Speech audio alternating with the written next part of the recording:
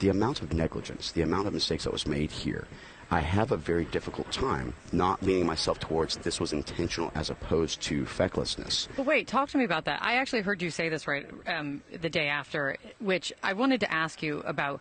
What do you mean intentional?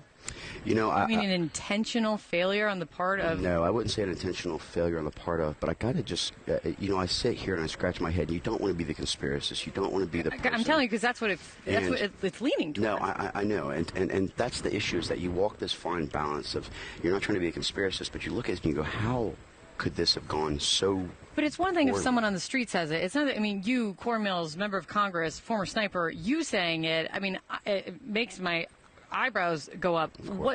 When you say you're walking the line on this, intentional what? You know, it almost seems to me, and I think that an investigation is necessary at this point within Congress, not just the FBI, not just others.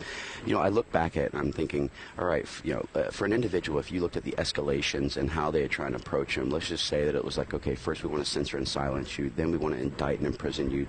Now we're attempting to kill you and take you off the stage. Whoa. So you, let's slow down. Please. I'm hearing two things from you. I don't want to jump ahead of things, but I'm also hearing you jumping ahead of things. Well, actually, I'm just looking at all the different possible capabilities. You know, one of the things as a military member, one of the things as a person who's run in the special operations communities before, one of the people who's actually done this is that you look at all potential analysis, right? Donald Trump and his team have said, do not, no, I agree. Dial it back. Do not blame this on Joe Biden. Oh, well, actually, I didn't say Joe Biden, to be completely Who's the clear. they then? Let's be very specific. Well, that's what the investigation has to do. Was it local law enforcement that had made the mistakes, or was there something to it? Was there other types of things that we need to be analyzing or looking at and providing analysis? My point is that when something's so significant, you're talking about something that hasn't happened in decades, right? I totally... But my point is this. From a perspective of someone who's actually conducted these are not difficult advances. This is not like I'm putting together a stage placement and a tight shot.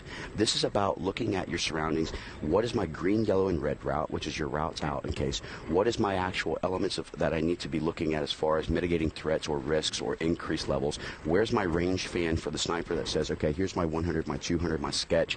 Here's an area where someone could shoot.